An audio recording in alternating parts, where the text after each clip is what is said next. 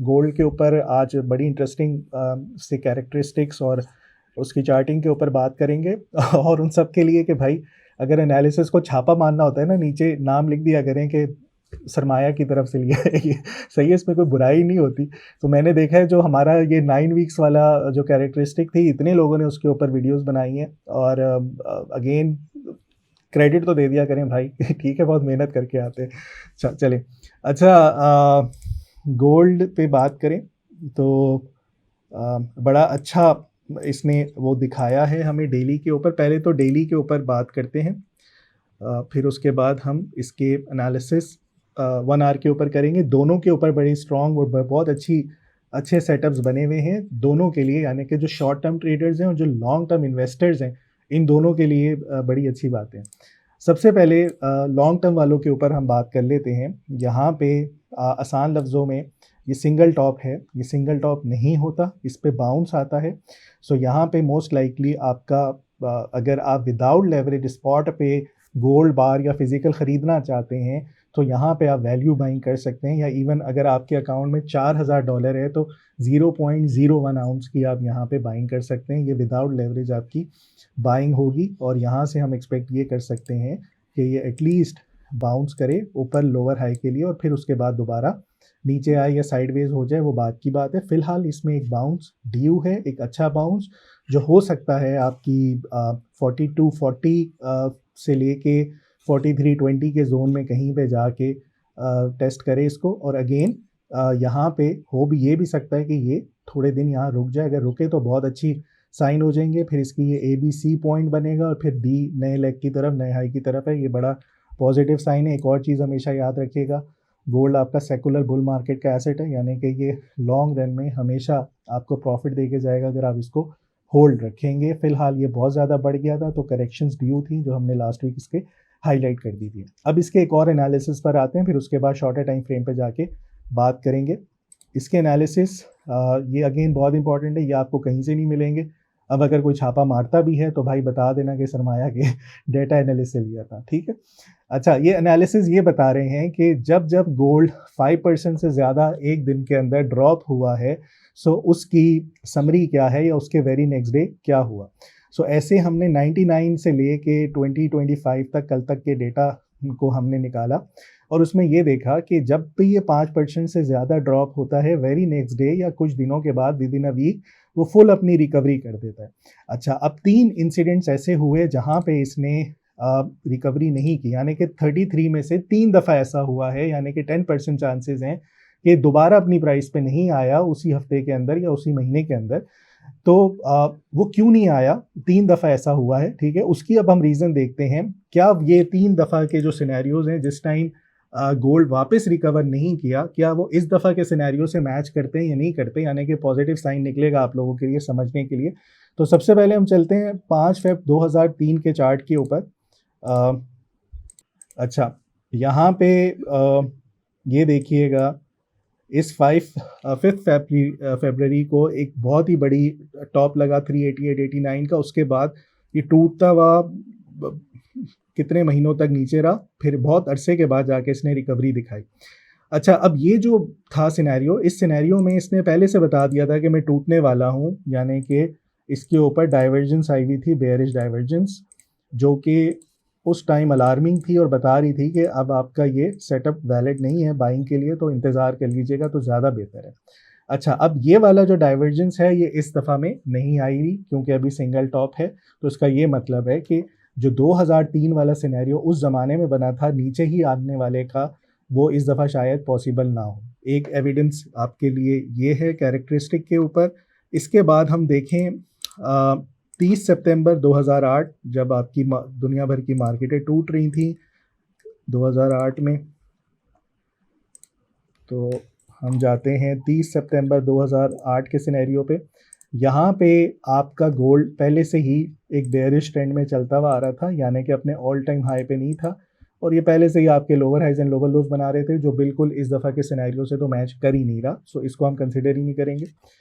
अच्छा, इसी तरीके से हमारे पास 29 फेब 2012 में, अच्छा 29 फेब 2012 के ऊपर भी आपका जो था ऑल टाइम हाई पे नहीं था, बेयरिश डाइवर्जेंस यहाँ पर आ चुकी थी और उसके बाद हमने देखा कि ये नीचे जा रहा है, जो बहुत अरसे के बाद दोबारा जाके 8-9 महीने के बाद उसने वो रेट्स दिखाए थे, एज अ रेजिस्टेंस उसने टेस्ट किया था। उससे पहले गोल्ड अपने कारनामे कर चुका था, यानी कि बेयरिश ट्रेंड में आ चुका था। सो जब भी आपका गोल्ड 5% या 5% से ज़्यादा टूटा है, वो उसने फ़ौरन ही आपको रिकवरी दिखा दी। सिर्फ 3 इंसिडेंट्स ऐसे थे जहाँ पे उसने रिकवरी नहीं दिखाई, जो इस दफ़ा के सिनेरियो के साथ जो करंट मार्केट प्राइस पे अभी आज चल रहा है गोल्ड, उसके हिसाब से कहीं पर भी ऐसा नहीं है। ना ये बेयरिश डाइवर्जेंस पे है, ना इसने अपना बेयरिश ट्रेंड शुरू किया है जो 2008 और 13 में था, ना इसमें अभी कोई डाइवर्जेंस है। सो इसका ये मतलब है कि हम डेली टाइम फ्रेम के ऊपर इस करेक्शंस पे हम एक्सपेक्ट कर सकते हैं कि ये बाउंस आएगा, जो अपने जो रीसेंट हाइज लगे इसको जाके टेस्ट करे, जल्दी करे। अच्छा, ये तो सिनेरियो हो गया डेली टाइम फ्रेम्स वालों के लिए। जो लॉन्ग टर्म इन्वेस्टर्स हैं उनके लिए मशवरा यही है कि यहाँ से अब इसको आसान लफ्ज़ों में, आप जहाँ जहाँ आपको सस्ती प्राइस पे मिल रहा होता है और आपके पास कैश है, तो इसको जमा करना शुरू कर दें, बेशक करंट प्राइस से कर दें। ये अगर 3958 पे भी आता है या 3750 पे भी आता है, तो वो 4-5% का ही ड्रॉप है, लेकिन ऊपर आपकी पोटेंशियल काफ़ी ज़्यादा है जाने का। अगेन आप एग्जैक्ट बॉटम, जिनको काम नहीं आता टेक्निकल्स का, एग्जैक्ट बॉटम एक्यूरेट नहीं पकड़ सकते, तो उनके लिए यही है कि वैल्यू बाइंग करें, बाय ऑन डिप जहाँ सस्ता हो इसको ख़रीदते रहें, इसकी रैली फ़िलहाल ख़त्म नहीं हुई। अब आ जाते हैं हम शॉर्टर टाइम फ्रेम्स वालों की तरफ। उनके लिए बहुत आसान सा फार्मूला है, 2 लेवल्स बड़े आसान से बने हुए हैं। और सबसे पहले तो इसके ऊपर आ गई थी बेयरिश डाइवर्ज और sorry bullish divergence. Bullish divergence के बाद हमारे पास एक बहुत ही बड़ा प्रोमिनेंट लेवल आ गया 4160 का, और नीचे आपकी एक सपोर्ट आ गई 4007 की। अब ये आपकी रेंज है, जहाँ भी ब्रेक करे मोस्ट लाइकली ये अनकरीब आपकी ऊपर को ही ब्रेक करेगी। और अगर ये ब्रेक करती है 4160 को, तो इस पे हम आराम से इजीली इसके टारगेट्स रखे जा सकते हैं, ये अपने रीसेंट हाइस के। सो जो भी कोई बुलिश सिनेरियो को प्ले करना चाह रहा है, तो वो इंतज़ार करे 4160 के ब्रेकआउट का। और अगर आप 4000 के ड्रॉप को देख लेते हैं, यानी कि ये सपोर्ट ब्रेक हो जाती है, फिर इंतज़ार करना चाहिए आपको 3815 का या 3820 का। या अगर आप वीकली चार्ट पे देख रहे हैं, तो ईएमए डेली लगा लें, जो लास्ट टाइम बताई थी उसके ऊपर देख लें।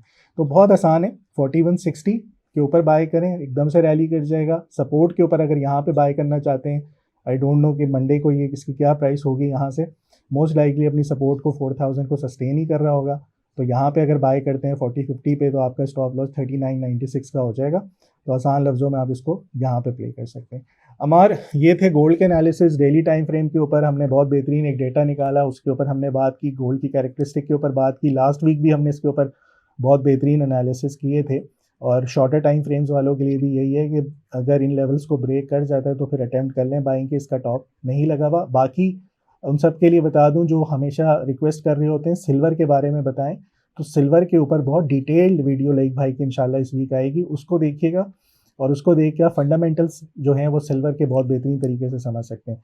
अभी हम चलते हैं अमार की तरफ। मैं इसमें फंडामेंटल्स को ऐड इन कर लूं जी जी। थोड़ा सा। जो आपने तीन जो डेट्स बताई हैं, मैं चाह रहा था कि इनको सबको एक अंडरस्टैंडिंग होनी चाहिए कि गोल्ड गिरा क्यों था उस टाइम पे। ठीक है, तो मैं अपनी स्क्रीन शेयर कर रहा हूँ जी जी बिल्कुल एंड करें। आई थिंक आपको चार्ट यहाँ पे गोल्ड का नजर आ रहा होगा। अच्छा, सो आपको चार्ट नजर आ रहा है फराज? जी बिल्कुल नज़र आ रहा है। अच्छा, सो गोल्ड अगर आप यहाँ पे देखेंगे, जो आपने फरवरी 2023 के अंदर बात की थी, तो उस टाइम पे अगर आप यहाँ पे देखेंगे तो स्टॉक मार्केट आपकी जो है ये रैली करना शुरू हो गई थी उस टाइम से। जो ये आपके नैस्डैक की आपको नजर आ रही है यहाँ पे। सो नैस्डैक यहाँ पे परफॉर्मेंस तब होती है जब आपके जो लीडिंग इकोनॉमिक इंडेक्स होते हैं वो आपके नीचे एकदम से परफॉर्म करना शुरू करते हैं, और आपको पता लग रहा हो कि इकोनॉमिक जो आपके इंडिकेटर्स हैं वो थोड़े से बेहतर होना शुरू हो जाएंगे। तो ये सिनेरियो था। अगर आपको यहाँ पे मैं ये दिखा भी देता हूँ, so these are leading economic index, और अगर आप यहाँ पे देखो तो ये फरवरी से ऑनवर्ड्स आप देख सकते हैं कितना शूट करके ऊपर जा रहा है। तो इसका मतलब है कि जब इकोनॉमी में बेहतरी आना शुरू हो जाती है और आपकी स्टॉक मार्केट जब आपकी रैली भी साथ साथ स्टार्ट करना शुरू करती है, तो गोल्ड के लिए this is a bit negative. ठीक है, दूसरा आपने कौन सा मंथ बताया था? 2008 के अंदर बताया था ना? अच्छा, जो दूसरा था आप बेसिकली सितंबर 2008 का आपने बताया कि मार्केट वहां से नीचे आ रही थी। So this is the period again सितंबर 2008 के अंदर अगर आप यहाँ पे देखेंगे, तो इसके बाद से अगेन मार्केट जो है हमारी एकदम से ऊपर जाना शुरू हो गई थी। ये गोल्ड भी वैसे उसके बाद ऊपर थोड़ा सा जा रहा है, लेकिन पहले एक आध महीना ये नीचे आया है। सो इसमें क्या हो रहा था कि बेसिकली अगर आप देखेंगे तो अगेन हम आते हैं अपने जो हमारी सेंट्रल बैंक की बैलेंस शीट है उसके ऊपर भी आते हैं। और यहाँ पे क्वांटिटेटिव ईजिंग एक स्टार्ट होना शुरू हो गई थी, जैसे ही हुई थी उसके बाद आपकी स्टॉक मार्केट्स के अंदर बेहतरी आना शुरू हो गई, इकोनॉमी बेहतरी आना शुरू हो गई। सो ये अनाउंसमेंट जैसे ही हुई उसके बाद आपकी बेहतरी थी, ठीक है।